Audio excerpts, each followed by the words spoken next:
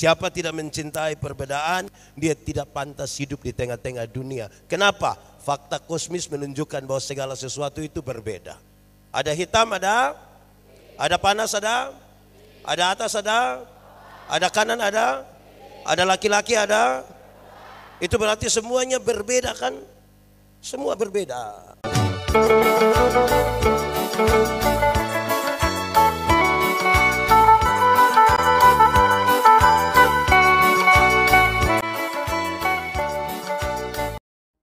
Bapak Ibu Saudara-saudara, mari kita berdoa untuk pemberitaan firman Tuhan. Kita berdoa. Ya Tuhan Allah, kami mohon kepadamu, kuatkanlah dan teguhkanlah iman kami, supaya waktu di mana kami belajar firman Tuhan, biarlah ini menjadi waktu paling baik bagi kami. Kami berdoa, Tuhan jauhkan semua penggoda pencobaan. Biar di dalam damai-Mu kami belajar firman Tuhan. Kami rindu pada firman-Mu. Berfirmanlah bagi kami Tuhan, di dalam nama Yesus, firman yang hidup itu kami berdoa. Amin. Saudara-saudara, tema kita hari ini adalah mengasihi dalam persekutuan. Terambil dari Injil Lukas pasal 13 ayat 29. Sejemput kita semua berdiri. Injil Lukas pasal 13 ayat 29. Karena hanya ada satu ayat, mari kita baca bersama-sama. 1, 2, 3. Dan orang akan datang dari timur dan barat, dan dari utara dan selatan, dan mereka akan duduk makan di dalam kerajaan Allah. Demikian firman Tuhan. Berbahagia setiap orang yang mendengar firman, memelihara dan melakukan dalam hidup setiap hari. Silakan duduk semuanya. Bapak Ibu Saudara-saudara, shalom. Sekali lagi shalom. Karena kita akan bicara tentang merawat persekutuan dalam kemajemukan, maka saya ingin mulai dengan mengatakan begini. Saudara-saudara, siapa tidak mencintai perbedaan, dia tidak pantas hidup di tengah-tengah dunia. Siapa tidak mencintai perbedaan, dia tidak pantas hidup di tengah-tengah dunia. Kenapa? Fakta kosmis menunjukkan bahwa segala sesuatu itu berbeda. Ada hitam, ada panas, ada atas, ada kanan, ada laki-laki, ada. Itu berarti semuanya berbeda kan? Semua berbeda. Ya, saya pernah kasih nikah satu pasang nikah, yang laki-laki umur 64 tahun, yang perempuan umur 20 tahun. Ngeri itu. Saya yakin jemaat yang hadir, mereka bicara tentang beda usia yang signifikan itu. Bedanya berapa tahun? 44 tahun. Waktu berkhotbah saya bilang begini, jemaat, dalam sebuah pernikahan beda usia tidak penting, tidak penting. Yang paling penting adalah mereka harus beda jenis kelamin. Itu lebih penting, itu lebih penting. Untuk apa sama-sama umur 30 tahun tapi laki-laki semua?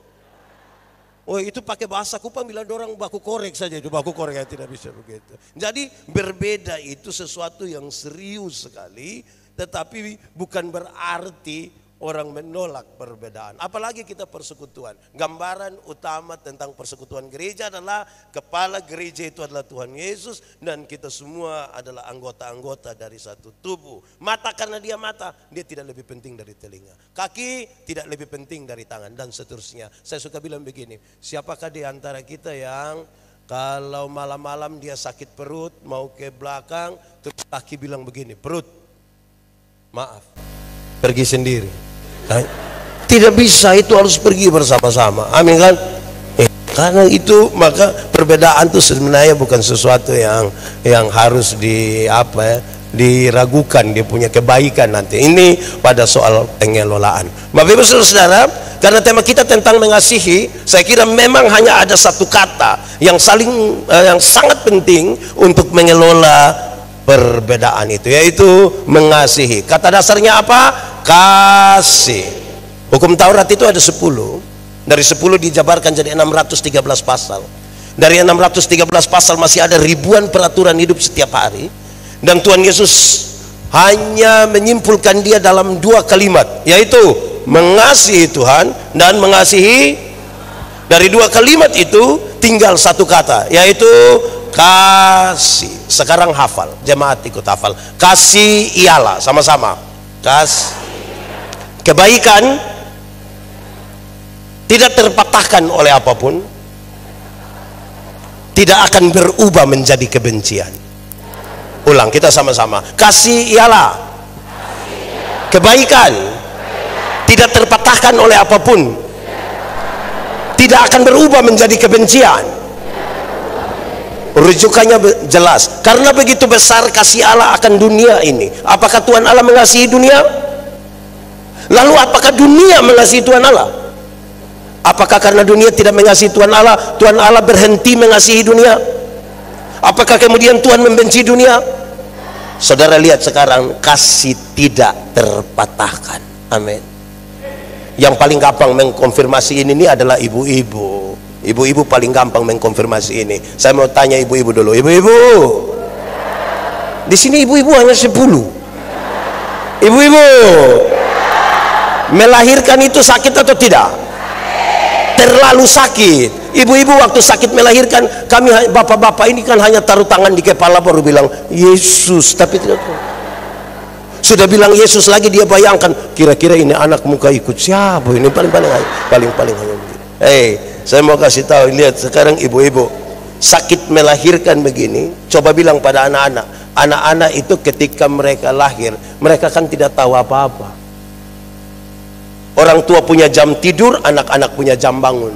Anak-anak punya jam tidur, orang tua punya jam. Hampir-hampir banyak orang tua tidak tidur karena anak-anak mereka, betul? Di jam 3 subuh masih ada orang tua begini-begini, betul? Dalam keadaan begitu lagi seringkali ibu-ibu dipaksa menjadi penyanyi. Karena itu kadang-kadang lagu ibu-ibu itu tidak bisa dipertanggungjawabkan. Kalau tidak bobo digigit, padahal justru kalau anak bobo itu baru nyamuk gigit. Kalau anak lari-lari nyamuk mana gigit dia lah, sudah. Nah, anak-anak ini kan tidak tahu apa-apa kan. Orang tua ajar mereka bicara satu-satu suku kata. Ma, pa. Setelah mereka remaja, pemuda, sudah besar, mereka suka bicara sama papa mama. Anak-anak suka bicara sama orang tua? Tidak suka. Mereka lebih suka bicara dengan. Pertanyaan terakhir, kita kasih besar mereka, ajar mereka bicara, lebih suka bicara dengan teman lewat handphone, tidak bicara dengan kita orang tua. Pertanyaannya, siapa suruh kasih makan mereka? Siapa suruh kasih makan mereka? Kasih tidak terpatahkan. Orang tua itu ajar anak-anak jalan satu-satu langkah, pegang di tangan terus bilang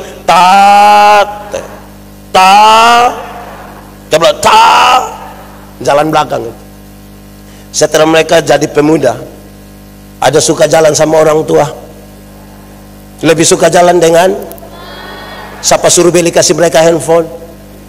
Saudara lihat, kasih tidak terpatahkan. Sama-sama 1, 2, 3. Kasih tidak sehingga seorang dengan yang lain tidak boleh katakan, Pak, saya terlalu hargai Bapak, tapi waktu saya lihat Bapak punya sifat asli begini, maaf. Itu bukan kasih, ego. Kalau engkau hanya bisa berbuat baik kepada orang yang berbuat baik kepadamu, apakah jasamu karena orang berdosa pun melakukan demikian? Amin. Kasih tidak terpatahkan. Makanya orang tua selalu bilang begini, anak-anak, yang penting kamu mau sekolah tinggi, kami orang tua ikat perut tidak apa-apa. Pernah dengar itu kalimat? Atau sendiri omong? Orang tua kalau sampai bilang ikat perut, itu bukan berarti mereka mau pakai stagen, tapi seringkali utang untuk anak-anak mereka. Kasih tidak terpatahkan. Seringkali orang tua bilang begini, anak-anak, busuk-busuk juga ini anak kita. Busuk. Pernah dengar itu kalimat? Terus sempat konfirmasi dengan orang tua, kenapa bilang kami busuk? Tidak ya, itu berani tanya kita tambah masalah. Ya kira-kira begitu saudara. Di awal saya ingin menyampaikan itu. Lalu kita lihat teks ini saudara. Teks ini sangat berkaitan dengan pertanyaan, ada berapa banyak orang yang diselamatkan nanti? Mereka menduga terlalu sedikit. Apalagi kalau orang-orang Yahudi mengatakan keselamatan hanya ada pada kami, tidak pada orang lain. Apa yang Yesus bilang? Tidak. Jangan sampai satu saat dia akan bilang, saya tidak mengenal kamu. Dia mau bicara tentang sesuatu, tentang jalan di mana ketika manusia sudah tidak bisa dengan caranya sendiri. Allah berkenan menjadi manusia, menyelamatkan manusia.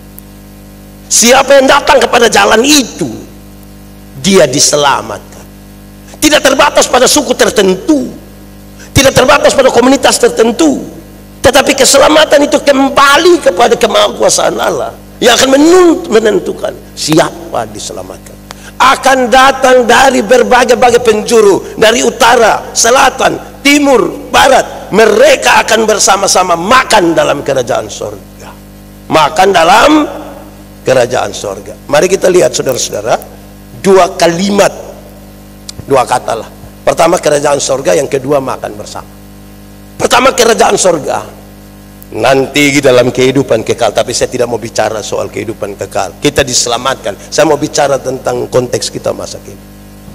Kerajaan sorga sangat berkaitan dengan pemerintahan Allah. Ini kerajaan Allah, ini pemerintahannya. Dalam pemerintahan Allah apa yang dilaksanakan? Dalam pemerintahan Allah yang terjadi, yang terlaksana adalah kasih, keadilan, keberpihakan. Semua itu terjadi. Jadi kalau kasih itu tidak ada, keadilan tidak ada, keberpihakan tidak ada, bukan tempat di situ kerajaan Allah. Saya mau tanya saudara, boleh jawab. Surga lebih baik atau dunia lebih baik? Lebih kuat boleh. Surga atau dunia lebih baik? Yakin surga lebih baik? Betul-betul yakin? Berarti surga lebih baik dari dunia. Amin. Pertanyaan terakhir, siapa mau pergi sekarang? Ada yang mau pergi ke surga sekarang? Nah, saudara lebih suka tinggal di tempat yang tidak baik? Pak Pendeta, belum waktu Tuhan. Ya kan itu jawabannya. Iya, saya memang belum pergi ke surga yang lebih baik dari dunia ini. Tetapi tanda-tanda kerajaan surga harus sudah saya alami di sini, di tempat di mana saya tinggal, di sini, di tempat di mana saya beribadah, di sini ketika ada komunitas yang berbeda-beda. Tanda-tanda kerajaan surga itu sudah harus dialami. Amin. Di Immanuel sini penuh kasih. Kenapa suara kecil? Di Immanuel penuh kasih. Tidak ada iri hati. Yakin? Saya mau bicara dua tentang itu. Pertama, definisi. Iri hati ialah, iri hati ialah lebih baik saya rugi, asal Pak Pendeta rugi lebih banyak, daripada saya untung tapi Pak Pendeta untung lebih banyak. Saya pakai contoh, dua pendeta menghadap Tuhan berdoa, tetapi karena Tuhan tahu kami dua suka iri hati, Tuhan bilang malaikat bicara dengan orang dua. Malaikat datang bilang begini, pendeta dua, kamu dua biasa iri hati, jadi Tuhan bilang hanya satu yang boleh minta, yang satu tidak boleh minta. Tetapi yang satu itu kalau dia berdoa minta apa, yang tidak berdoa akan dapat 2 kali lipat. Contoh, kalau saya berdoa minta motor 1, Pak Pendeta dapat motor. Di antara berdua siapa yang berani berdoa? Kami sama-sama tidak mau. Sama-sama tidak mau. Bahaya ini nanti kalau satu lebih. Akhirnya kami dua diminta tarik undian, tarik lotre begitu, siapa yang akan berdoa. Lah, Pendeta Yandi yang dapat, dia yang harus berdoa. Saya pikiran ini, kalau saya minta kaya, berarti Pak Pendeta lebih. Saya pikir-pikir, saya bilang, sudahlah Tuhan, kasih saya punya mata buta 1. Kalau saya punya mata buta 1, Pak Pendeta buta 1 rugi atau tidak? Buta 1 rugi atau tidak? Tidak rugi. Coba mari saya kasih buta 1. Buta 1 rugi atau tidak? Tapi lebih suka lihat orang buta. Di Pekanbaru ada yang begitu? Ada.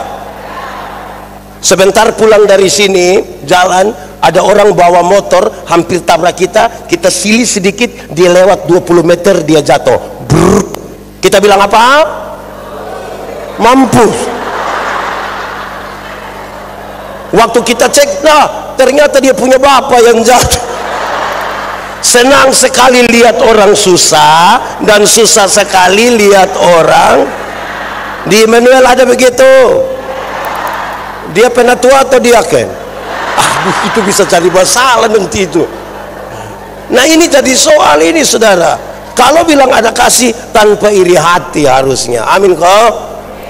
Kita nih kadang-kadang iri hati terlalu tinggi bahkan dalam gereja. Orang lain yang beli kulkas, kita yang kedinginan di rumah. Hampir-hampir jadi beku malah kita. Di Pekanbaru ada ibu-ibu atau bapak-bapak itu? Ibu-ibu. Ada ikut ibadah sekarang? Dia pakai baju warna apa coba? Itu bisa tambah parah nanti itu. Ya gitu.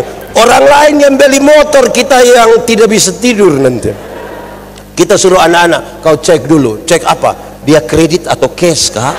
Itu orang punya urusan, kenapa kita yang repot? Kalau kerajaan Allah berlaku di sini tidak ada iri hati. Amin kok. Di Immanuel aman kok, tidak ada iri hati. Karena iri hati merusak persekutuan. Amin. Kedua, ini kan kasat mata saya lihat kan ibu-ibu lebih banyak dari bapak-bapak kan. Ini ada ibu-ibu lebih banyak dari bapak-bapak, betul? Ini ibu-ibu janda semua? Atau ada suami juga? Oke, ya nggak apa-apalah. Saudara-saudara, saya mau kasih tahu kita saudara, ada teori bilang begini, laki-laki melihat perempuan, tapi perempuan melihat perempuan. Laki-laki melihat, tapi perempuan melihat. Apa maksudnya? Kami suami-suami, kami bapak-bapak, kami laki-laki kalau duduk sama-sama, tiba-tiba seorang perempuan cantik masuk, serempak kami punya kepala akan begini.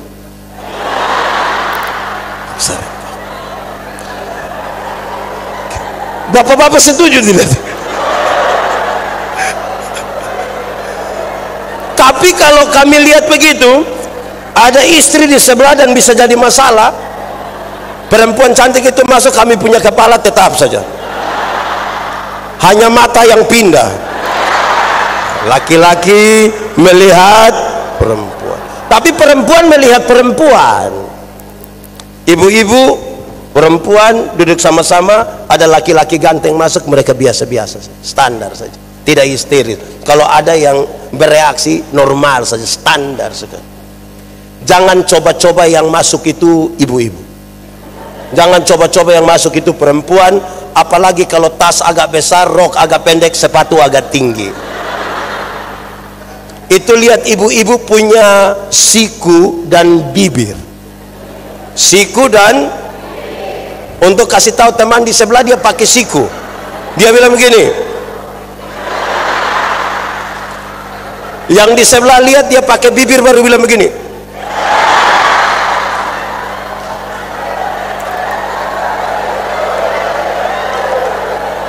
Kadang-kadang tiga, 1, 2, betul. Di Immanuel ada, dia duduk di depan, tengah atau atas. Saudara, saya hanya ingin mengatakan, kalau hal-hal itu masih ada, maka ini untuk mengasihi itu jauh sekali. Tadi saya bilang dari definisi awal, kasih itu kebaikan, tidak terpatahkan oleh apapun, tidak akan berubah menjadi kebencian.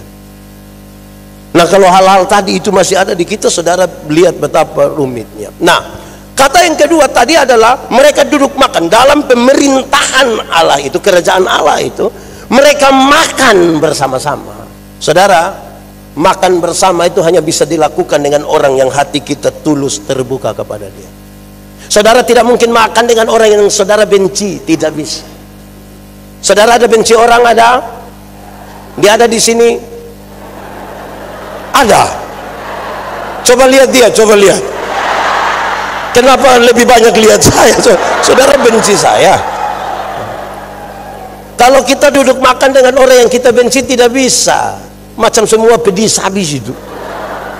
Kita hanya bisa duduk sehidangan dengan orang-orang yang kita mengasihi dia. Paling tidak ada kebencian di antara kita. Saya mau tanya, di sini tanpa kebencian kok, kenapa saudara takut-takut begitu coba? Kadang-kadang saudara kita tidak tulus, senyum kita tidak tulus, penuh kepalsuan, tapi kita tinggal dan beribadah bersama.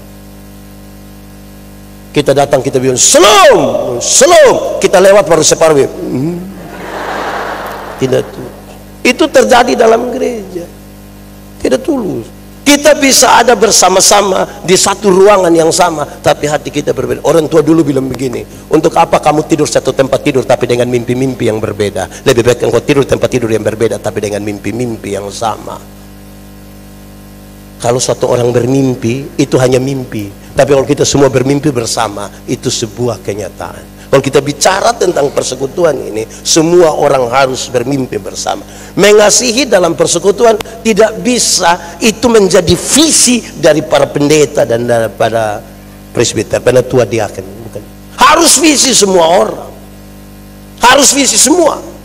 Kalau hanya satu dua orang bermimpi untuk itu tidak bisa. Nah, sekarang saya ingin membuat dia lebih praktis dari soal makan bersama. Kan tadi saya bilang, kalau kita makan bersama pasti dengan orang yang kita senang, hati kita terbuka kepadanya. Saya suka khotbah ini tentang makan bersama. Saudara pernah makan bersama atau tidak? Minimal dengan suami, istri, anak-anak pernah atau tidak? Saudara merasa ada nilai yang baik di situ atau tidak? Pasti ada nilai yang baik. Satu, saudara-saudara, makan bersama selalu dimulai dengan apa? Dengan apa? Doa. Tanda persekutuan itu berdoa. Masa persekutuan tidak ada doa?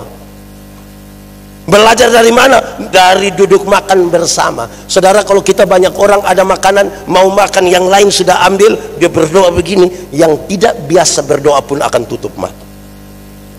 Waktu dia buka mata, yang lain masih berdoa, dia tutup ulang baru dia lihat. Dia memberi pengaruh. Makan bersama dimulai dengan apa? Doa makan itu, saudara mau putar dari kiri ke kanan atau dari kanan ke kiri, tetap hanya berisi dua hal. Berapa hal? Satu, doa makan berisi sebuah ucapan syukur, ucapan terima kasih. Tuhan, terima kasih banyak. Tuhan, kami bersyukur. Orang yang tidak tahu bersyukur, rumah tangga yang tidak tahu bersyukur, persekutuan yang tidak tahu bersyukur, tidak akan pernah menikmati apapun dalam hidupnya. Tidak akan. Dia tahu menjadi kaya, tapi tidak tahu menjadi bahagia. Dia tahu mengumpulkan uang yang banyak, tapi dia tidak tahu cara menikmati. Saya suka bilang, kumpul uang banyak-banyak, tapi tidak pernah jalan-jalan ke Surabaya. Nanti satu saat di Surabaya baru dia telepon, pendeta, yo, saya di Surabaya, enak kok pesir-pesir. Tidak Bapak, terus saya di rumah sakit Dr. Sutomo Bapak, jadi dapat rujukan baru dia bisa ke sana. Saudara, bersyukur itu cara terbaik menikmati hidup. Cara terbaik menikmati hidup itu adalah apa? Kita, hati manusia itu lebih luas dari isi dunia. Artinya dunia dan segala isinya taruh pada hati manusia pun akan kurang, karena manusia sering kurang puas. Kita jalan kaki, kita berdoa, Tuhan tolong sepeda satu. Tuhan kasih sepeda satu, dia naik 2-3 bulan, dia berdoa lagi, Tuhan sepeda memang enak tapi tanjakan di sebelah itu Tuhan itu. Engkau punya mau? Tuhan kalau boleh kasih motor satu. Tuhan kasih motor satu, dia naik 5-6 bulan, dia berdoa lagi, Tuhan naik motor memang enak tapi istri saya berat 80. Anak 3 orang baru montok-montok semua itu anak. Setiap kali motor bunyi mereka 4-4 mau naik, Tuhan motor bawa masalah baru dalam rumah tangga kami. Jadi engkau punya mau? Mobil satu Tuhan, mobil satu. Dikasih mobil satu tahun kemudian dia berdoa, Tuhan naik mobil memang enak Tuhan, tapi anak perempuan kami yang pertama sudah nikah dan dia tinggal di Batam Tuhan. Masa mau pergi ke Batam pakai mobil Tuhan? Engkau mau apa? Kapal laut satu Tuhan. Macam-macam kita tidak puas. Yang bisa menutupi itu semua hanya apa? Jemaat yang mengasihi dalam persekutuan harus jemaat yang mulai dengan bersyukur. Kalau tidak bersyukur tidak bisa. Berterima kasih, ini sesuatu yang penting. Dalam doa itu kan ada syukur, terima kasih. Seberapa penting terima kasih saudara? Generasi-generasi kita hari ini, anak-anak kita kehilangan kata-kata itu. Terima kasih, tolong, maaf, permisi. Terima kasih, tolong, maaf, permisi. Padahal kita tinggal bersama-sama, kita beribadah bersama-sama. Bayangkan kalau ada generasi ke depan yang lewat para orang tua ini, mereka jalan tanpa permisi, mereka tidak tahu terima kasih, mereka tidak pernah bilang tolong, lalu kita tidak gelisah dengan itu keadaan. Itu persoalan kita. Karena itu di waktu makan bersama kita belajar itu dari sebuah doa, terima kasih. Saya mau tanya kita dulu, ini saya tanya di seluruh Indonesia, kalau orang tolong kita terus kita bilang terima kasih, itu baik atau tidak? Baik atau tidak? Yakin? Kalau begitu saya mau tanya, siapa punya suami yang ketika pagi-pagi istrinya buat sarapan, suaminya bilang, ibu terima kasih? Ada? Ada? Boleh angkat tangan siapa punya suami? Wah, mantap, mantap, bahagia. Wah, ini suami mantap, itu bagus, bagus. Terima kasih. Tepuk tangan boleh, mantap. Saya mau bilang pada saudara, kami suami ini istri bikin sarapan kami tidak terima kasih. Banyak yang tidak terima kasih. Tapi istirahat kantor dia makan di warung, sudah bayar lagi, terima kasih lagi. Kadang-kadang dia janji, Mbak, besok saya mampir lagi, Mbak. Bapak-bapak, bapak-bapak 3 di sini. Bapak-bapak, coba sebentar pulang, ibu siap makan malam. Coba pas ibu siap, terus Pak bilang begini, ibu terima kasih. Saya yakin waktu bapak ucapkan itu, istri pikiran. Saya yakin pasti istri berpikir keras itu. Istri pasti pikiran, suami bisa ucap terima kasih.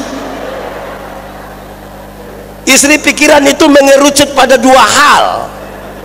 Satu, pasti istri bilang begini, tidak tahu roh apa naik di saya punya suami, karena tidak terbiasa begitu kan. Atau yang kedua, jangan-jangan istri berpikir begini, mungkin ini hari terakhir, jadi tiba-tiba dia menjadi baik.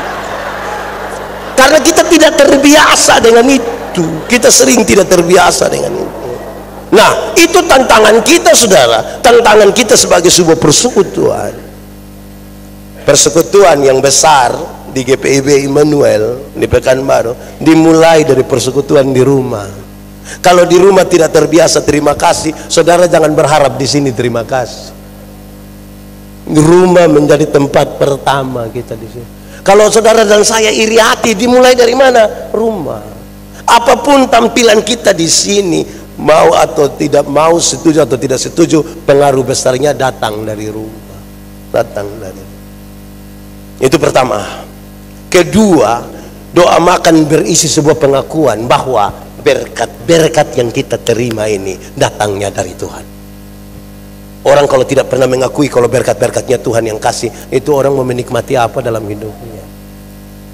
Orang kalau tidak mau mengakui bahwa berkat-berkat itu datang dari Tuhan, kapan dia mau ambil bagian dalam pelayanan bersama? Kita yang tanam, iya. Kita yang siram, iya. Tuhan memberi pertumbuhan, Tuhan memberi hasil. Ada banyak orang, saya tidak tahu di sini kan, saya baru pertama kali ada di sini. Tapi di banyak tempat, saudara-saudara, orang memberi persembahan saja sulit setengah mati. Ada yang ketika tangguh persembahan datang, dia hanya begini. Bayangkan kalau 20 kali ibadah dia hanya begini. Lama-lama dia pulang, dia jalan begini. Ada yang 1 kali dia kasih itu, dia lipat dia punya tangan begini. Saya tanya, Bapak, kenapa tangan dibuat begitu? Dia bilang, pendeta, kalau tangan kanan memberi, tangan kiri tidak boleh tahu. Saya bilang, iya, tapi saya tahu. Hei, pendeta, kau tahu apa? 1000. Makanya begitu. 100.000 sulit begini, bisa saja begini. Bisa saja, bisa juga tidak juga. Sudah begini lagi pakai batuk-batuk lagi.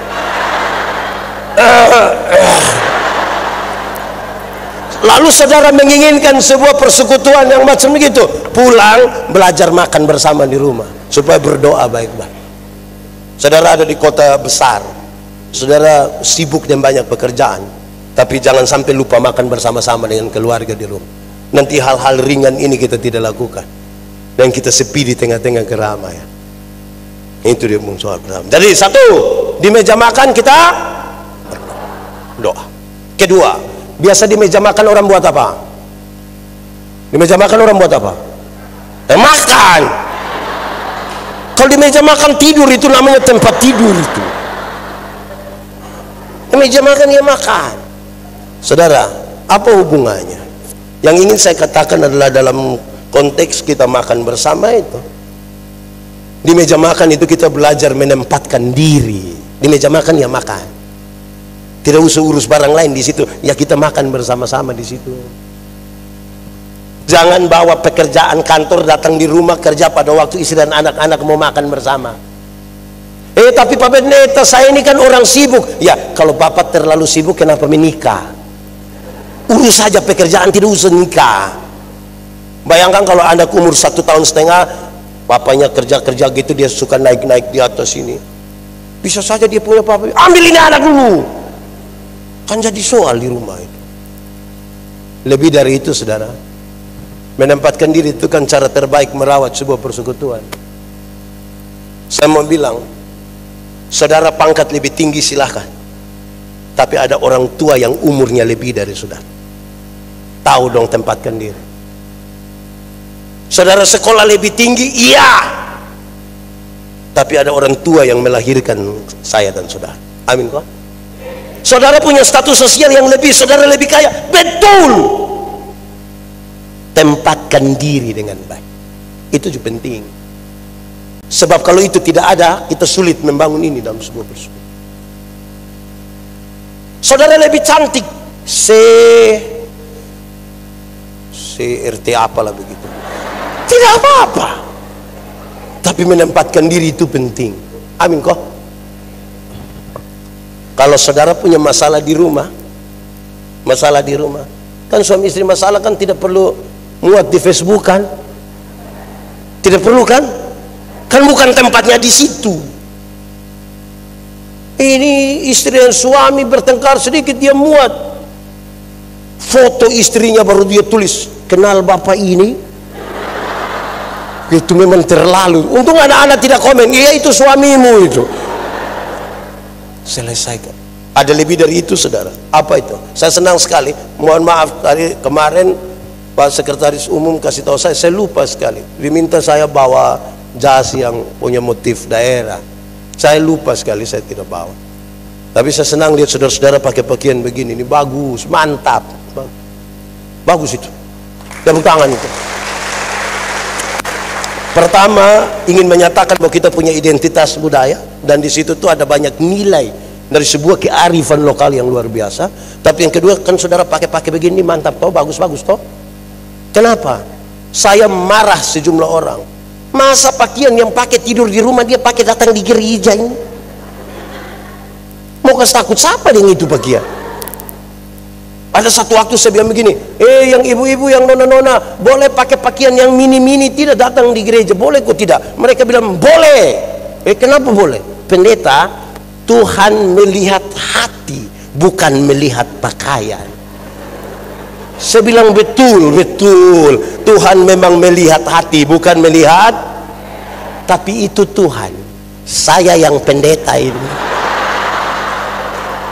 saya melihat pakaian, bukan lihat hati. Saudara kira saudara sendiri dengan Tuhan? Saudara pakai begitu duduk di situ, kami yang di muka ini lihat salah, tidak lihat. Saudara yang jawab. Jadi tahu dirilah, tahu tempatlah di mana kita. Amin kok. Mau buat apa? Mau kasih takut siapa yang kita bagian? Datang di gereja pakai begini-begini, cantik-cantik begini, baik, mantap sudah itu, mantap itu. Saya berkhotbah dalam sebuah pelantikan, ada seorang perempuan, dia lulus angkatan udara, bla bla bla, yang segala macam. Saya bilang, Nona, saya kasih tahu, besok-besok ketika engkau nikah sama-sama angkatan udara, suamimu pangkat di bawah, tahu diri. Di kantor silakan. Jangan sampai di rumah dia panggil, "Papa, siap, Mama." Wah, itu kan kesian. Itu juga tidak benar itu. Jadi tahu tempat kita di mana, amin kan? Itu dia punya tempat belajar, cukup di meja makan, cukup di meja makan, tidak usah di. Sudah dua. Pertama di meja makan apa? Kedua di meja makan. Oke, yang ketiga di meja makan. Di meja makan orang buat apa? Ya minum satu paket dengan makan lah. Masa makan habis telan ludah kan tidak mungkin. Yo, berdoa, makan. Ketiga di meja makan, komunikasikan. Tidak mungkin 1 jam di meja makan semua hanya begini. Komunikasi. Saudara, kata kunci dari sebuah relasi adalah komunikasi. Ketika saya mengambil keputusan untuk berelasi dengan seseorang, komunikasi menjadi kata kunci. Latihan itu dimulai di mana? Di meja makan. Saya suka pakai contoh ini, saudara. Di meja makan suami boleh tanya istri, "Mama, yo, kenapa ini sayur garam semua?" Terus istri bilang, "Maaf sayang, maaf. Tadi waktu Mama tumis ini sayur, Mama terlalu ingat Papa. Jadi Mama pikir Papa garam, Mama ambil, Mama taruh begini." Yang penting ada komunikasi. Yang Papa bisa tanya yang anak-anak, laki-laki, kau di sekolah dapat berapa? Di sekolah dapat berapa? Saya dapat 10, Papa. Kau sama dengan kau punya Bapak. Bapak sekali, Bapak juga dulu begitu. Tanya yang perempuan, yang perempuan di sekolah tadi dapat berapa? Papa, tadi matematika susah, kakak dapat 3. Aduh, kau sama, kau punya mama, punya keturunan loh. Tapi komunikasi. Masa hidup sebagai sebuah persekutuan ingin mengelola sebuah perbedaan tapi tidak pernah berkata-kata? Kita mau tahu dari mana? Kita yang sama-sama tidak ada karunia untuk tahu orang punya isi hati. Bicara. Pernah bertengkar suami istri atau tidak? Pernah aku tidak suami istri bertengkar? Oh, saya kira kalau di kota tidak pernah bertengkar suami. Saudara, kalau bertengkar itu kan sama-sama tidak mau bicara kan? Karena itu hati terasa terlalu jauh. Saya suka bilang, kadang-kadang suami istri bertengkar, dua-dua tidak mau mengalah. Malam bapak tidur di taman. Kalau terpaksa tidur sama-sama, suami hadap kiri, istri hadap. Bicara atau tidak? Oh, tahu juga. Bangun pagi, istri buat kopi, tapi tidak antar. Dia panggil anak-anak terus dia bilang begini, "Kau antar kasih papa." Papa terima di ruang tamu, papa bilang, "Mama yang suruh." Ini anak pulang kembali, dia tanya, "Papa bilang apa?" Dengan istri saja tidak bicara, tapi kita tanya, cita-cita memenangkan Indonesia. Dengan istri tidak bicara memenangkan Indonesia.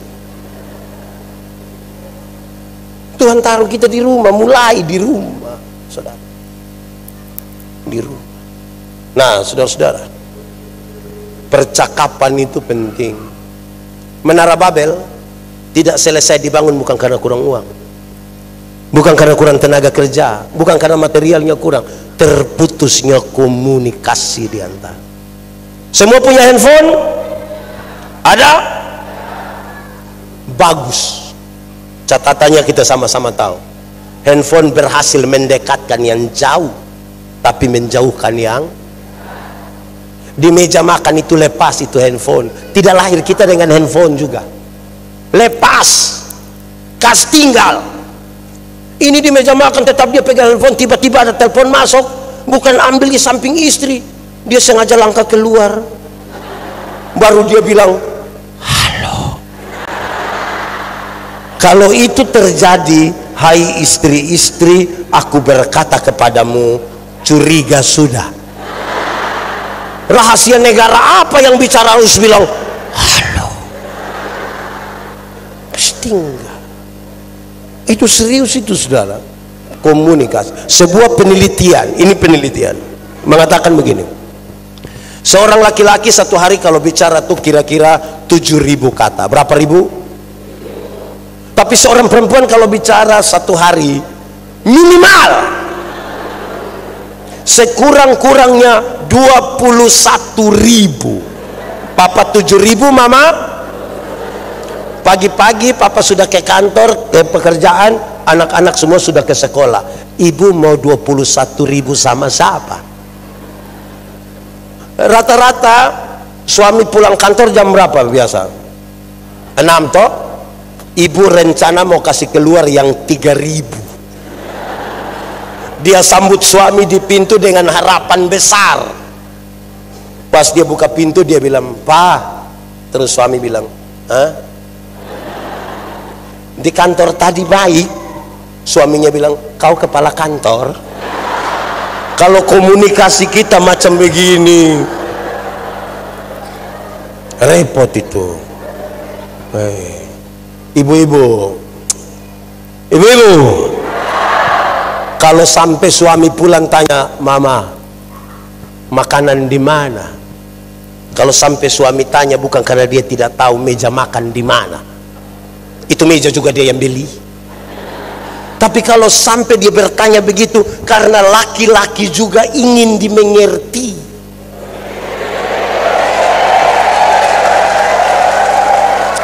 Ini suami tanya, "Makanan di mana?" "Ada di situ, saya mau kasih makan kau." Kalau komunikasi kita macam begitu, lebih baik dia ke restoran kan. Di restoran kan dia baru sampai kan pelayan itu tanya, "Selamat siang, kenapa datang terlambat?" Kan jadi masalah. Bapak-bapak, bicara sedikit dengan istri itu kan detail. Dia tidak suka kalau kita remeh. Kalau kita janji tanggal 30 kita pergi ke tempat wisata di sini, mana? Tidak ada. Nah, ke surga saja gitu. Sudahlah, tanggal 30 kita pergi ke mall lah ya. Bapak-bapak dengar itu, ibu-ibu suara itu. Tanggal 30 kita ke mall. Itu tanggal 28 ibu sudah tidak bisa itu.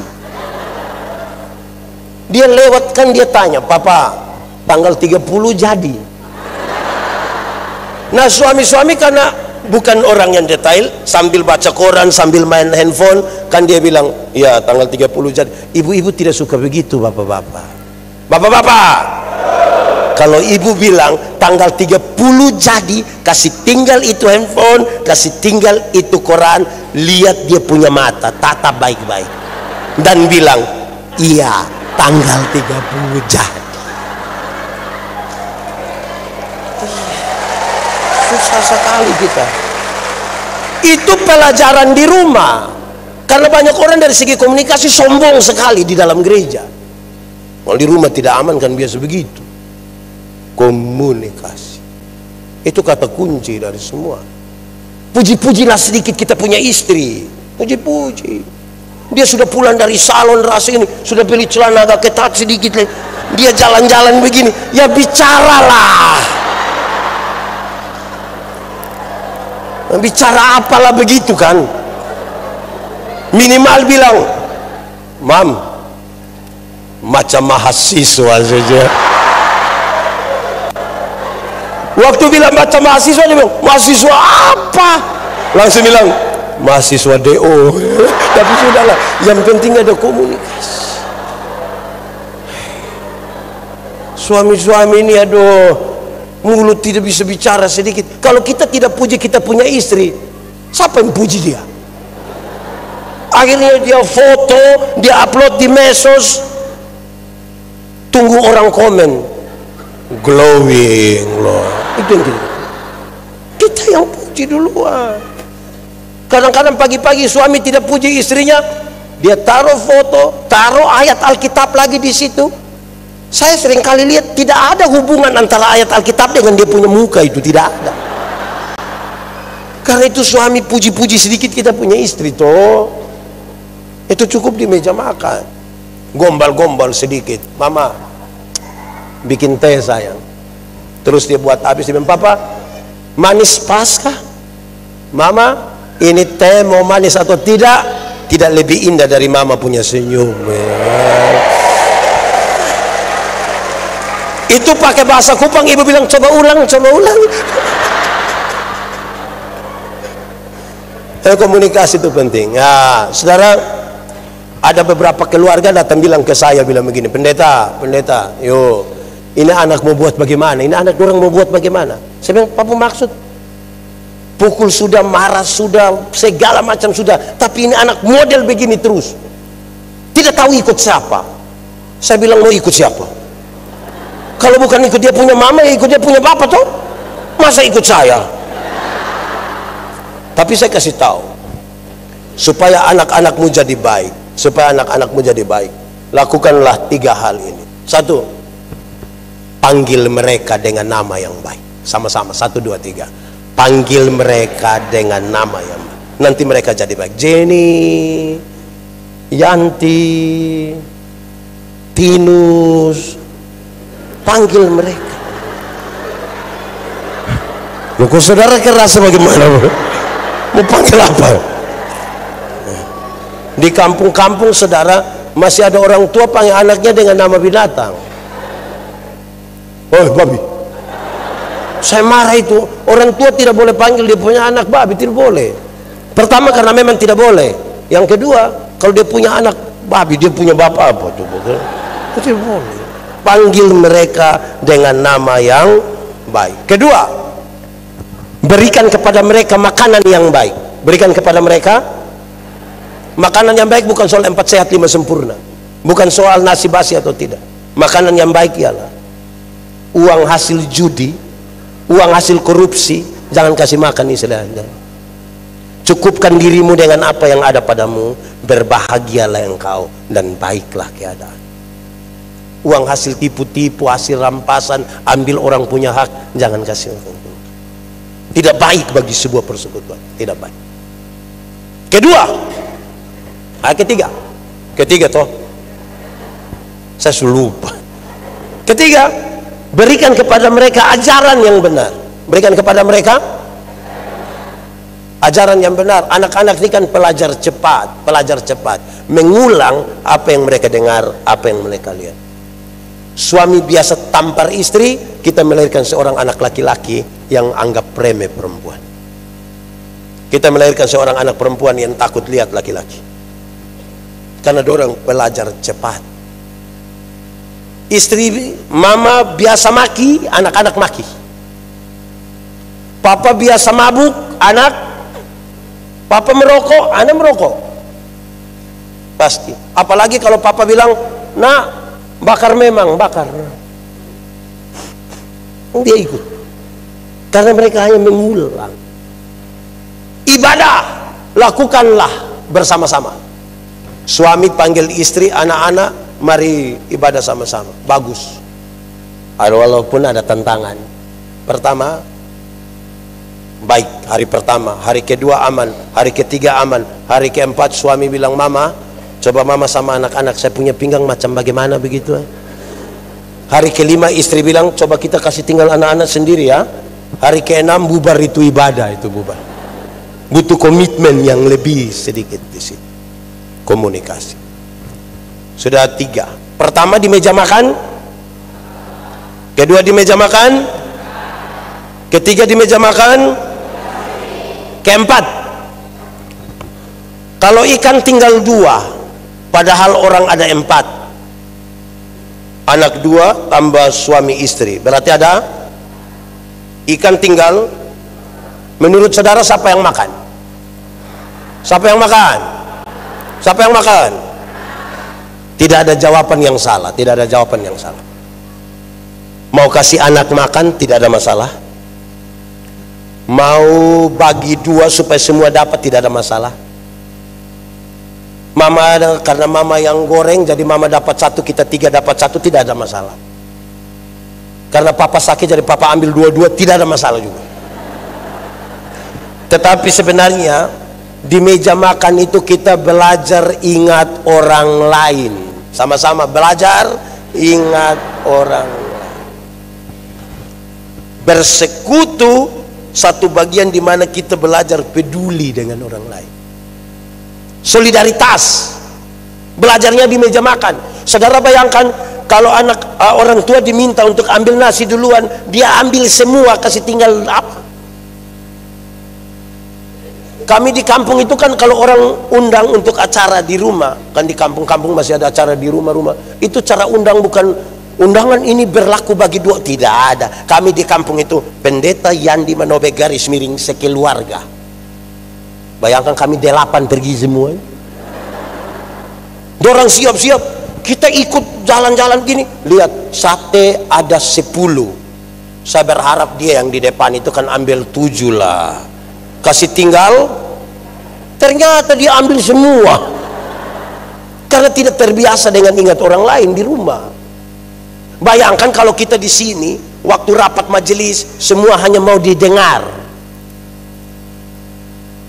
jadi rusak ini gereja kalau tidak memberi telinga untuk mendengar juga orang lain.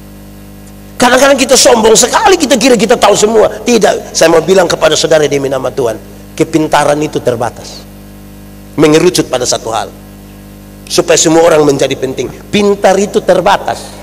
Saudara kalau sakit, saudara pergi ke rumah sakit, di bagian umum dokter periksa-periksa, pendeta ini THT, kita pergi ke THT. Sampai di THT mereka bilang, pendeta ini telinga, kita pergi lagi ke telinga. Sampai di telinga, pendeta ini telinga bagian kiri, kita pergi lagi ke telinga kiri. Sampai di telinga kiri, pendeta ini bagian genderang telinga kiri, kita pergi lagi. Kepintaran mengerucut pada satu hal. Pintar itu terbatas, bodoh itu yang tidak ada batas, dia meleleh. Jadi tidak bisa ada satu gereja, satu orang merasa pintar, tidak bisa. Kepintaran terbatas. Bodoh itu yang, makanya kami di Kupang kalau ada yang bodoh kita bilang, bodoh ukur-ukur, bagi-bagi orang, jangan bawa semua itu. Sehingga kalau tidak memberi telinga untuk mendengar, kita sulit untuk hidup bersama-sama. Belajar ingat orang lain, belajar sedikit ingat orang lain. Kalau sebagaimana kita punya kebutuhan dan kepentingan, orang lain pun punya kebutuhan, punya kepentingan. Amin kah? Oke, sudah berapa itu? 4. Ada 12 mungkin. Ini pendeta sudah tidak ingat orang lain. Pertama di meja makan, kedua di meja makan, ketiga di meja makan, keempat di meja makan, kelima. Saya melayani kira-kira 5 tahun di Pulau Sabu, itu pulau bagian selatan. Kami biasa makan di Amukelaga. Amukelaga itu rumah panggung, rumah dek. Mau naik di atasnya, kita lepas sepatu, lepas sendal, duduk bersila dan makan di situ. Tiap hari. Setiap kali pulang kampung lihat orang tua, kami makan di meja makan. Karena tiap hari terbiasa dengan duduk bersila, saya punya keinginan untuk angkat kaki. Setiap kali angkat kaki, lutut lewat sedikit meja makan, papa selalu bilang begini, kau punya lutut bagus sekali. Kami makan sambil bicara, tapi kalau makanan masih penuh kami paksa bicara, papa selalu bilang begini, suara dari mana, makanan dari mana. Karena itu berulang beberapa kali, saya ambil kesimpulan, di meja makan kita belajar etika dan moral. Di meja makan kita belajar etika dan moral. Membangun sebuah persekutuan tanpa etika dan moral tidak bisa. Bangsa Israel ketika mengalami pembuangan di Babel, mereka mengalami 3 kerusakan serius. Pertama, dari segi politik nasional, mereka tidak punya pemimpin. Semua orang tidak suka dijajah, tapi siapa mau pimpin siapa, itu soal politik. Kedua, dari soal ekonomi mereka rusak parah, karena mereka bekerja hanya sebagai budak, kepentingannya bagi para tuan, hanya bisa untuk makan, itu pun seadanya, tidak ada simpanan yang baik dan seterusnya. Ketiga, setelah Bait Allah di Yerusalem dihancurkan, tidak ada lagi tempat bagi mereka untuk belajar etika dan moral. Saudara lihat waktu mereka kembali ke Yerusalem, seruan para nabi bilang begini, pulanglah ke Yerusalem, pulang ke Yerusalem, tapi sampai di Yerusalem jangan pilih duluan pemimpin, jangan urus duluan ekonomi, bangun duluan bait Allah, tempat di mana kamu belajar etika dan moral. Sebab jadi pemimpin tapi kalau tidak punya etika dan moral, menghancurkan sebuah bangsa. Saudara boleh kaya raya, Tapi kalau tidak ada etika dan moral, menghancurkan sebuah keluarga. Bangun dulu landasan itu, supaya spiritualitas kita dibangun di situ. Saudara, spiritualitas itu gerakan dari dalam ke luar, bukan dari luar ke dalam. Yang dari luar ke dalam itu namanya pencitraan. Yang dari dalam ke luar itu spiritualitas. Yang di dalam itu apa? Teologi. Yang keluar itu apa? Etika. Perjumpaan teologi dan etika itu spirit. Latihannya di rumah, supaya kita tidak pencitraan. Saya suka bilang, mau tahu kami pendeta-pendeta ini baik atau tidak, jangan tunggu waktu kami berkhotbah. Itu baik semua. Coba tinggal dengan kami di kami punya rumah, coba 2 minggu, saudara bisa kecewa. Bisa kecewa itu. Saudara tinggal dengan saya, pasti saudara bilang, pendeta Yadi. Pelajaran ini di rumah. Amin kah? Mari kita lihat 5 tadi. Di meja makan, 2 di meja makan, 3 di meja makan, 4 di meja makan, 5 di meja makan. Persekutuan dalam kemajemukan, saya suka bilang, mengelola sebuah persekutuan itu harus seperti makan kolak. Ini video saya beredar luas ketika saya bilang persekutuan itu seperti kolak. Tahu kolak? Pernah makan kolak? Kolak terdiri dari ubi, pisang, santan, gula. Sudah jadi namanya. Setelah jadi kolak kita makan pisang, masih rasa pisang tidak? Masih. Tapi ada cita rasa baru yang ditambahkan sebagai bagian dari sebuah persekutuan. Tidak ada upaya untuk saling menghilangkan. Saya tetap Timor, ada yang Manado, ada yang Batak, ada yang Surabaya, ada yang Makassar, ada yang Jakarta. Kita tetap Immanuel. Tidak ada yang berusaha menghilangkan. Itu ubi, santan, pisang, gula berjumpa di satu wadah, namanya panci kah, periuka. Betul ke tidak? Tidak mungkin kita mau makan kolak, kita makan pisangnya di sana, pindah makan ubi di sana, pindah minum santan di sana, baru terakhir duduk di atas kompor di sini. Kan tidak begitu. Semua bisa berkumpul di satu tempat, Pak. Jangan kelola persekutuan ini seperti minum kopi. Tahu kopi? Pernah minum kopi? Kopi terdiri dari apa? Kopi, air, gula. Sudah jadi namanya? Lalu yang lain punya nama? Kopi itu terlalu egois lah. Kita rame-rame tapi nama halus dia. Kita rame-rame nama harus dia. Ah, terlalu bikin diri inti lah. Harus semua. Saudara, saudara tahu tembok? Tahu tembok? Pernah lihat tembok? Yang mana? Oh yang ini. Oh ini tembok. Tembok terdiri dari apa? Pasir, batu, semen, air. Sudah jadi begini, pasir kelihatan? Pasir kelihatan? Karena dia tidak kelihatan, kita sepakat, kita garu kasih keluar itu pasir. Dalam sebuah persekutuan, saudara mungkin tidak kelihatan, tapi bukan berarti saudara tidak penting dalam sebuah persekutuan. Semua kita dalam sebuah persekutuan, saudara mungkin kelihatan karena badan besar, tapi bukan berarti orang lain tidak penting dalam ini persekutuan. Ada seorang pendeta, dia bawa motor begini, mau ke pelayanan, tiba-tiba ban motornya pecah. Wah, bagaimana ini orang menanti pelayanan? Oh Tuhan, ini bagaimana? Ternyata jarak-jarak dekat begitu ada tambal ban di situ. Ada orang tambal ban. Oh, puji Tuhan, amin, haleluya, Tuhan terima kasih. Adek, tambal pendeta punya ban, cepat ya, orang tunggu saya. 2 menit dia bilang, cepat orang tunggu. 2 menit, cepat orang tunggu. Ini anak juga cepat-cepat kerja, dia bayar, pendeta jalan. Baru 20 meter, ban pecah lagi. Pendeta balik marah ini anak. Kau kerja yang baik. Kau kira saya pekerjaan seperti kau, orang tunggu saya di sana.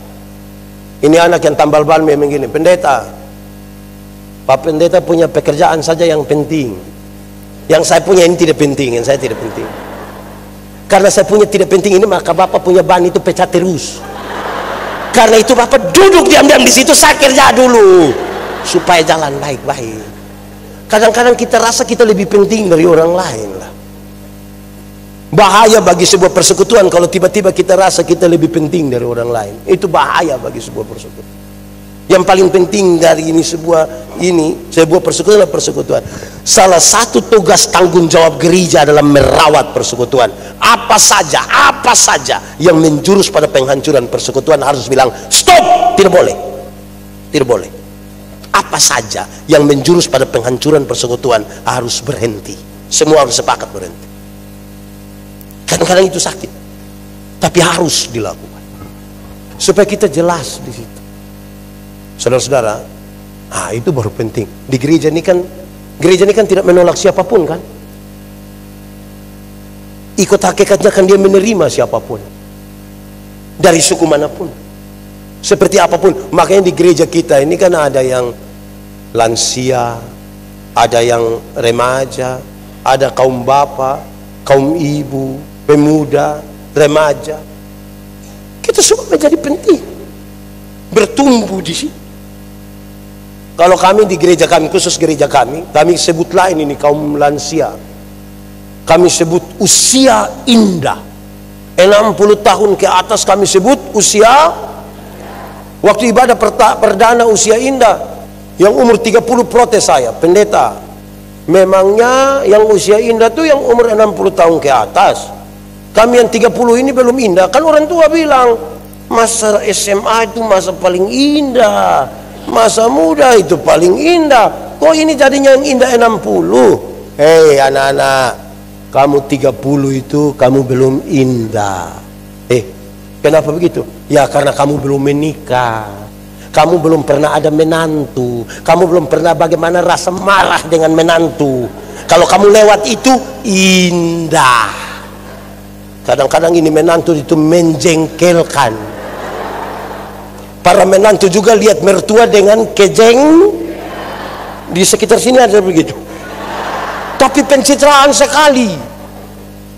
Dia urus orang tua terus mertuanya kan rasa tidak enak. Mertua bilang, aduh nak, mohon maaf, kamu capek-capek harus urus mama lagi, mohon maaf. Di depan mertua dia bilang, tidak apa-apa, memang tugas kita itu. Pas keluar di luar baru dia bilang, mati tidak mati. Jadi aduh memang soal juga buat kita ini urus-urus. Ada banyak anak-anak tidak perhatikan orang tua, tidak perhatikan. Tapi dengar orang tua sakit sedikit pas batuk, tiba-tiba dia sampai langsung dia bilang, sertifikatnya mana? Ini anak-anak rusak ini. Susah ini. Saudara, coba saudara ingat-ingat. Saya ingin akhiri khotbah ini So habis, saudara tidak usah ragu lagi. Saudara pikir-pikir, orang tua lahirkan kita banyak-banyak, tapi mereka tidak pernah titip kita di mana-mana kan? Tapi kita yang banyak-banyak yang sudah sukses bisa sepakat titip orang tua di panti jompo. Yang sudah titip atau rencana titip segera dibatalkan. Karena hari ini kita titip sapa, besok di anak-anak titip kembali kita. Hidup ini hanya tukar sapa titip sapa. Bilang kepada kita punya anak-anak, saya tunjuk salah ini anak ini. Bilang anak-anak, dulu ketika kamu kecil kamu pilek, orang tua pernah pakai tisu? Pakai apa? Betul atau tidak? Waktu anak-anak buang air besar, orang tua pakai tangannya sendiri. Hari ini ketika orang tua sudah sakit di kursi roda di tempat tidur, masih ada anak kandung yang urus. Banyak yang kumpul uang, minta orang dari kampung yang urus. Anak-anak kandung hanya pakai satu kata, sibuk. Tinggal foto banyak-banyak di dalam ruang tamu, pendeta datang tanya, yang ini siapa? Oh ini anak yang pertama, dia tinggal di Pekanbaru tapi tidak pernah lihat saya. Yang ini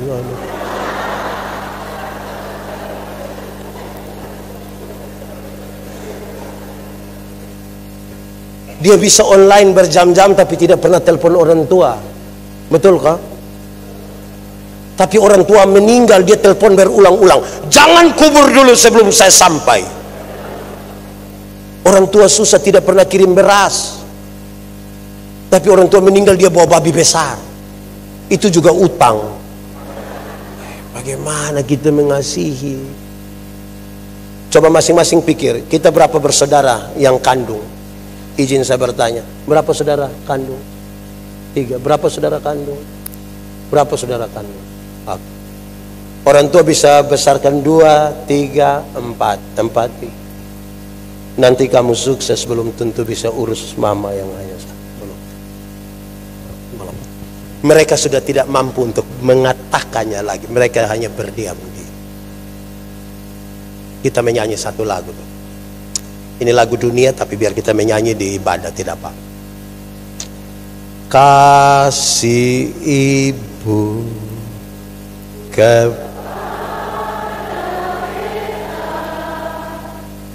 tak terindah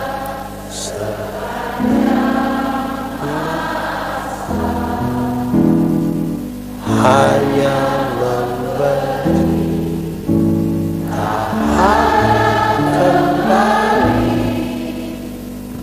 bagai sang surya menyinari. Coba kita ulang nyanyikan lagu ini sambil bayangkan mertua punya wajah.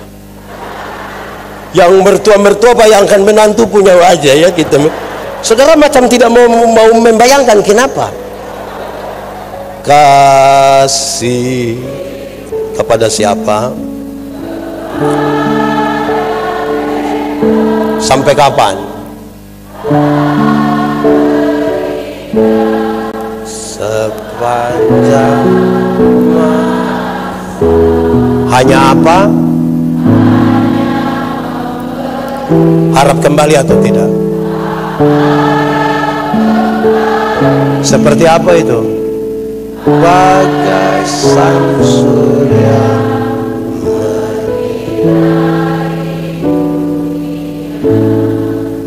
hanya dengan mengingat-ingat kembali waktu kita kecil di rumah, waktu kita membangun persekutuan di rumah, bagaimana orang tua menanamkan dasar-dasar iman bagi kita. Di situ kita bisa membangun ini tanpa sebuah kemunafikan. Kita belajar karena ada kaitan antara rumah dan tempat di mana kita berada hari ini. Mari kita tunduk kepala dan kita berdoa. Tuhan, terima kasih untuk firman. Kami renungkan dalam keterbatasan kami, tapi kami percaya kalau Tuhan di dalam kami dan kami dalam Tuhan, benih-benih firman-Mu bertumbuh dan berbuah dalam hidup kami. Biarlah firman-Mu jadi pelita bagi kaki kami, terang bagi jalan kami. Terpuji nama Tuhan, di dalam nama Yesus kami berdoa. Amin.